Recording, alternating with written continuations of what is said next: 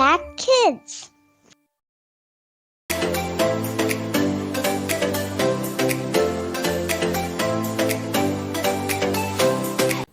Halo, selamat pagi semuanya. Hari ini kita akan belajar firman Tuhan di acara Impact Kids. Sebelum kita mulai merenungkan firman Tuhan, marilah kita berdoa. Bapa kami yang bertahta di dalam kerajaan sorga, kami ucap syukur Tuhan pada hari ini kami sudah dapat datang untuk mendengarkan firman-Mu Tuhan. Tuhan beri kami hikmat agar firman yang disampaikan dapat menjadi rema dan berkat dalam hidup kami dan orang-orang di sekitar kami. Terima kasih banyak Tuhan, hanya dalam nama Tuhan Yesus Kristus, Tuhan dan Juru Selamat kami yang hidup, kami panjatkan doa ini. Amin. Kalian tahu hewan yang namanya kuda? Nah, kalian pasti pernah lihat kuda. Mungkin kalian bisa melihatnya di buku, di TV, atau bahkan lihat binatangnya sendiri. Nah, kuda ini itu adalah hewan yang sangat spesial. Dia itu punya hubungan khusus dengan manusia. Jadi kuda ini sudah dipakai ribuan tahun oleh manusia. Kenapa? Kuda itu sangat punya hubungan yang spesial dengan manusia. Karena kuda itu adalah suatu hewan yang sangat taat pada tuannya. Para ahli sejarah itu berkata, kuda adalah hewan yang paling sering membantu manusia dibanding hewan-hewan yang lain. Selama ribuan tahun, kuda itu dipakai sebagai alat transportasi, yaitu kayak kita kalau pergi dari suatu tempat ke tempat lain itu dengan memakai kuda. Nah itu akan kalau zaman dulu sebelum ada mobil, kuda itu alat transportasi yang paling cepat. Kemudian kuda juga dipakai untuk membajak sawah atau membajak ladang. Jadi bukan cuma kerbau atau sapi yang membajak ladang, kuda juga bisa dipakai untuk membajak sawah atau ladang. Kuda juga dipakai untuk mengirimkan pesan atau mengirimkan surat. Zaman dulu selain pakai merpati, kuda juga bisa dipakai untuk menyampaikan pesan. Kemudian kuda juga dipakai untuk olahraga.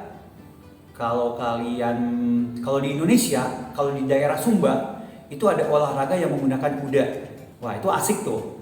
Kemudian kuda di bidang kedokteran juga dipakai sebagai alat terapi bagi orang-orang yang punya penyakit khusus. Bahkan kuda juga bisa diambil dagingnya untuk kalian makan, atau diambil susunya untuk kalian minum. Bahkan kulit kuda juga bisa dipakai sebagai bahan untuk kerajinan tangan. Jadi dari data-data ini kita bisa tahu bahwa kuda itu adalah salah satu ciptaan Tuhan yang sangat luar biasa. Di dalam Alkitab itu ada sekitar 175 ayat yang menyebutkan tentang kuda. Salah satu ayat yang terkenalnya itu ada di Wahyu 19 ayatnya yang ke-11.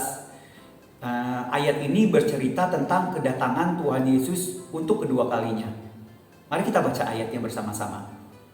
Wahyu 19 ayat 11. Lalu aku melihat surga terbuka. Sesungguhnya ada seekor kuda putih, dan ia yang mendungganginya bernama Yang Setia dan Yang Benar. Dia menghakimi dan berperang dengan adil. Nah, ayat ini tuh bercerita tentang kedatangan Tuhan Yesus yang kedua kalinya. Bahkan kalau kalian baca pasal-pasal sebelumnya, itu kita akan mendapat cerita tentang pasukan berkuda yang ada di belakang Tuhan Yesus dengan datang mendunggangi kuda putih. Jadi Tuhan Yesus itu akan turun dari surga bersama pasukannya untuk datang dan menguasai bumi. Tidak ada yang dapat menghalangi dan tidak ada yang dapat mengalahkannya. Terkadang kita sering merasa khawatir dengan masa depan kita. Kadang juga kalau kita punya masalah berat, kita sering khawatir juga. Tetapi sebelum kita kehilangan harapan, ingat sama Tuhan Yesus. Minta tuntunan Tuhan, biarkan Tuhan Yesus bekerja dalam hidup kita. Jadi kita minta Tuhan untuk bekerja dalam hidup kita. Bagaimana sikap kita? Kita jadilah seperti seekor kuda. yang percaya akan tuntunan Tuhannya. Sekian firman Tuhan hari ini, marilah kita berdoa.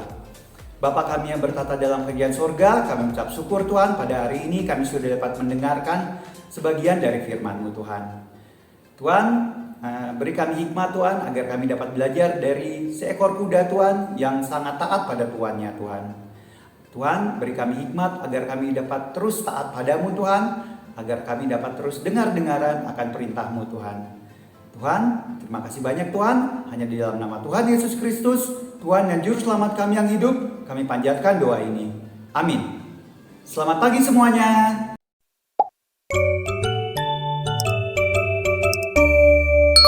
Impact Kids.